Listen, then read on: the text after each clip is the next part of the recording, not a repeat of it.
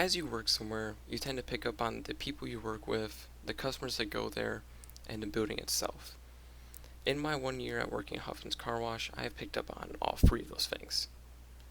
Now, I'm going to talk about them. Now, keep in mind when I say all this, there are these are extremes. There are normal people that work there and nice people that go there, and the building's not like falling apart. But, it's always better to talk about the things that are interesting more than what's good about the place. So, we're going to start with the customers. There are many categories to like the customers and employees, but I'm just going to start off with a few that are the majority that we'll see. For customers, number one, we have the know-it-alls. Now, the know-it-alls are the people that come to the wash acting like they've been there their whole life. They've worked there their whole life, and they know everything about it. Even though I work there, they act like they know it better.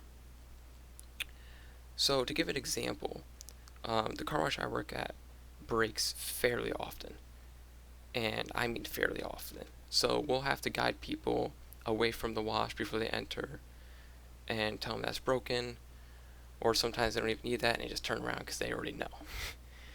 um, but one of the problems that we've had is the know-it-alls that will act like we know nothing about the car wash and that we are completely wrong. So it would be like, to give an example, this old guy came through when our track's broken, and me and my coworker, we were guiding him away, but he kept waving us off and refusing to roll down his window. Now, if he would have went in there, we would have had to guide him to in a dangerous kind of 3-point turn for him to get back out, which is why we were really insisting that he stop where he is and turn around. But he just wouldn't, and he refused to let us talk to him, and he just kept pointing at his watch, signifying that we were still open. And he was making like a sad face, which, that really made me angry, but it's besides the point. So he kept driving. Eventually, a greeter came out, which is like the mobile cashier, and stepped in front of his car and was like, and told him stop and told him to roll down his window. When he rolled down his window, the greeter was like, "The track's broken. We can't wash your car." And then finally he got it, and he was like, "Oh, sorry," and he turns around. The thing is, when you go somewhere, you should definitely listen to the employees, because usually the employees will know what's right. Me and my coworker weren't trying to get you to not have a car wash. You were getting an exterior. Those are literally the simplest service we provide. I don't care if you come through with a exterior. We don't even wash exteriors anymore. So I wouldn't have done a thing. You just go through and you leave. That's it. But he decided that me and my coworker knew nothing about where we worked, and that he knew all of it. Which, don't do that. The employees have it rough as it is. Don't make it harder. Number two, this is for both the entrance and exit of it. Getting onto the track and getting off of it, we have the speedsters. Now these are the people who go 50 onto the track, which is dangerous because you might T-bone a car. Well, not T-bone. Well, you might, but specifically, you're most likely going to rear end a car. Or you're going to hit a roller, which is what pushes the car along, or jump it. If you jump it, you might go over the barrier and hit someone that's using the control panel. If you just hit it, you're most likely going to damage your tire a little bit, and also give yourself a shock. You're going to scare yourself a little bit with that. That thing that is loud, and it is like a dramatic stop. And you're not the only one that's getting scared too. Whenever I'm in the pit and I'm guiding people down and they're going 50, I get scared because there's a 4-ton truck heading straight towards me at 50 when I know that they can't be doing that because of how long I've been working there. But they keep going. They just keep going. That's great. So do what you want. Fine, I guess. I don't care. But also, don't hit me, please. Number 3, we have the let me talk to your manager. Now, these aren't the regular ones where like you're trying your best to help them or something went really wrong and they're like, let me talk to your manager. These are the type of people that we have where they won't even talk to you. They won't give you the time of day. You'll go up to them and be like, hi, how can I help you? And they'll be like, let me speak to your manager. And like, maybe that would be the case if something happened where it was dangerous, like something hit your car and you want to tell the manager immediately, you don't want to waste any time. But I have had interactions with people where they park in front of the detail shop, which is the building I work at, and they will, and I'll be like, how can I help you? And they'll be like, let me speak to your manager. Like, and it would just be for like a coupon they have and how they schedule an appointment. Like, I could have told you that. You didn't have to have me drag a manager out here to ask that, you know? Like, I can get if you want to be, you know, you don't want to skip any time if something's broken or one of the machines isn't working, but if it's a simple problem, just ask a regular employee because it is really time consuming for me to go out of my way to find a manager because sometimes they're just never really seen. And also, it's hard to explain to them what they want because usually they'll be like, oh, what do they want then? And I'll be like, I don't know. They don't tell me. They just sent me here. They said, go get a manager. And it just really backs things up because the manager has to do something else and just gets it all crazy. And now this one mostly applies to winter or when it's pouring out. These are the I can't believe you're working right now people. These are the people who come in when it's like snowing or it's pouring out, and they'll be the only ones there. And then they'll have the dignity to look me in the eyes and say, "I cannot believe you're working this kind of weather." You know, I wouldn't be working this kind of weather if you didn't show up. The only reason I'm working is because the district manager has deemed it appropriate to open because people like you are still going to come in. That's the only reason we're open right now. If people like you didn't come in, I wouldn't be working. I would be home in my room, huddled underneath blankets and watching YouTube. But I have to be here because people like you want a car wash when it's raining. Um, then we have the people. This is the last group that I'm going to talk about for customers, but we have the above and beyond people.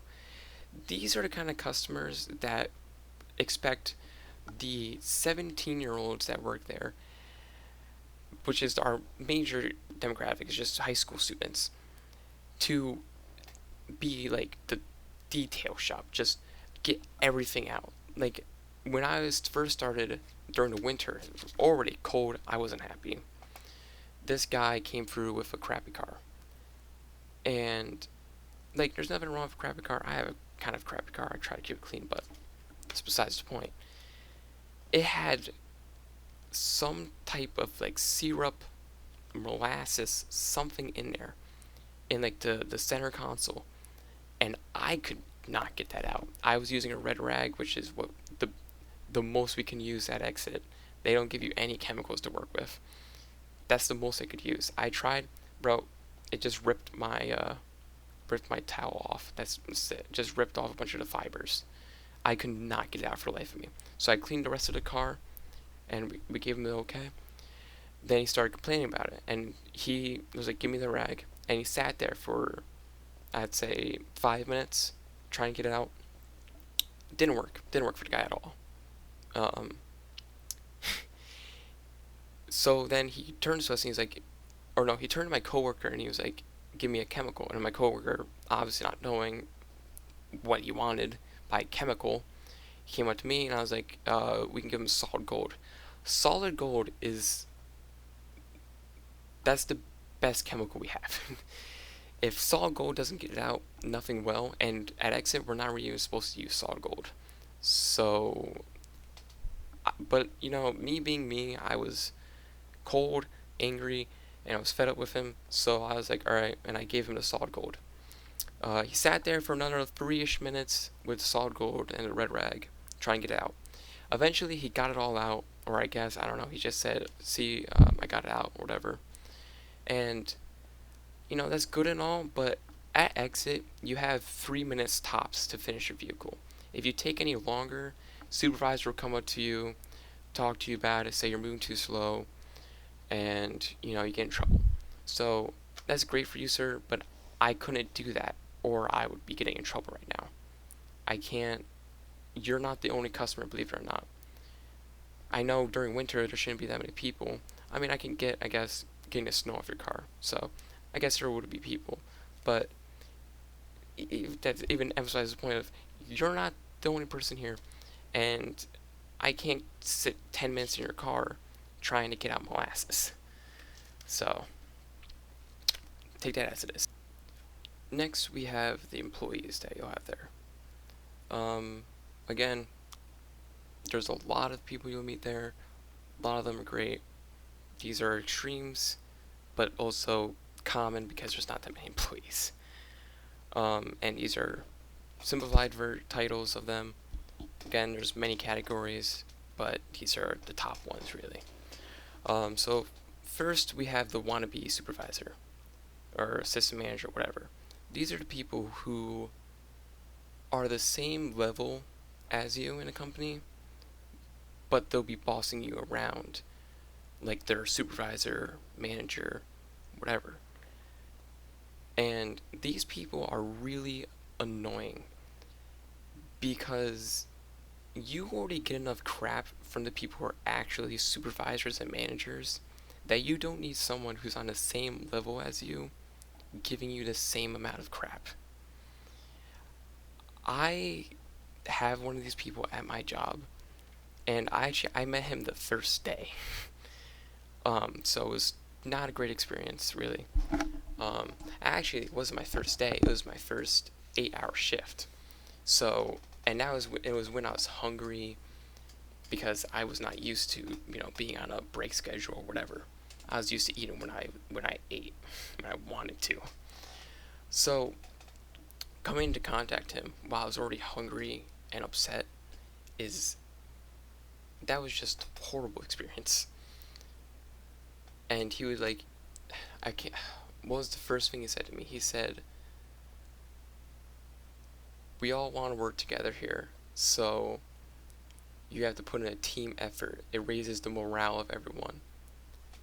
And I am sitting there stunned. Like, what morale are we trying to raise? We're a car wash. It's not like we're like a marching band or something.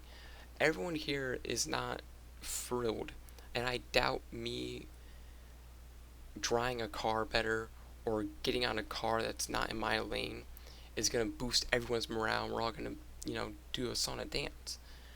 I just want to do my job and get out. I don't get paid for extra work. Sure, I'll do it, but I don't want to feel like it's a requirement of me. That's just not what I'm here for. Second guy, we'll have the first guy you meet. Now, I've become this guy. They come in all shapes and forms. The first guy you meet can be either the worst person there or the best person there. I'm kind of neutral ground. I can tell you where things are, but I'm not too social unless I really get to know you. It's so I'll give an example of how I am. Whenever someone starts, it's always, always, always when I'm like clocking into my shift, so I'll see him first. Like the most recent new guy we had, I saw him like his second day, and he was like the first real employee to talk to. Because when you start up, you're talking to the store trainer. You're not really talking to anyone else, just the store trainer and supervisors, pretty much. So the first employee that you'll meet is usually the one that you'll have your first opinions about and get a feel of the company. So when he talked to me, it was about schedule. He wanted to know where he was going to be because no one told him. And I asked him, I was like, "What does this say on your sheet?" Because when we start, we get a little sheet that says our times, and they circle exit, entrance, whatever on it. And he said he circled entrance, and that's where he started working. So I said, go up to entrance, look for the person in a polo, and when you talk to them, they'll tell you what they want you to do because that's where you're going to be stationed until they move you. Sometimes they'll move you to exit or entrance, whichever they feel that you work better. Me, I went from exit like a full year, and then to detail, and then to like entrance or exit whenever they didn't need me in detail because there would be no cars. Um, the first guy will usually end up being a friend. Like my first guy I talked to was, uh, he became one of my closest friends there. And I mean, we still talk, but not as much because I'm a detail now, so I don't see him. And he got moved to entrance, so I mean, I didn't really see him for a while after that either. So, um, the next person is just that doesn't care. They don't care about the job. They have no passion in it. Like, don't get me wrong, I'm not passionate about drying cars, um, but I still take pride in my work and I try my best to make sure they're clean, make sure the customer's happy, and make sure that I'm happy with the work I did. These people just don't. Not at all. Um, One of the people that I know, they just didn't show up. There were no call, no show. Next time I saw them, they I asked them if they got talked to, and they're like, "No, it's been 2 days. They haven't talked to me. I just want to be fired. Please, like, please fire me." And then that's when I realized, like, after a year, that's why I realized why we have those people. It's because supervisors and managers don't care. They just don't care. And that's when we get them. That's when we get the don't cares is from when the managers just don't care. If because they let everyone just do what they want as long as they're just show up a little bit. Like some of these don't cares, they'll whenever there's a car, never see them. You will never see them, and you'll have to do the car by yourself. But they're there, so manager doesn't really care for some reason. Now these people kind of fall into the same category as the next, which is the people who come in just out of it. There is some people at my work that come in just on all kinds of drugs. Mostly it's weed, but there has been people who have come in on Xanax and are just completely like a brick wall. They can't work, and they just can't even hold a conversation with you without just falling over. Like one of the girls that came in, she was falling over one day. Like she could not keep her eyes open. And you know what management did? Did they talk to her? Did they say that if this ever happened again, they'll be fired, or fire her for coming in? She was like 17. Like that's a crime. But no, they just sent her home early, which is kind of a like an honor and a privilege when you're 17 and working there because you don't really have bills to pay. That's kind of like the best thing that can happen to you. So I just don't understand that, and I don't understand how they just let people like that work here. Um, our last person is going to be the hotheads. Now these are the kind of people who just keep yelling. They're always angry for some reason or the other. Like I had one guy at my job. One day, he was screaming, he was swearing, and he was all over the place. Um, because I guess people weren't doing the job to his liking. And this falls into another category, the wannabe supervisor. That he was the same level as us, but he was acting like he was 10 levels higher on the board. And like I had to apologize to the customers there. There was an old couple. I had to apologize to them because they were uncomfortable that some guy was just swearing up a storm, just out in the open. Like he wasn't in a back room or something. He was just in the car wash, screaming while customers were really close to him. And that's just, again, I don't see how management lets those people just fly right by. It just inspires more of the culture of the doesn't care. Because they realize they can get away with that, so they see what else they can get away with. it's just a whole cycle, and it really sucks for the people who want to see progress made and want to see cars come out nice. Um, this has been Just Orange. I'll see you guys in the next video. Thanks for watching.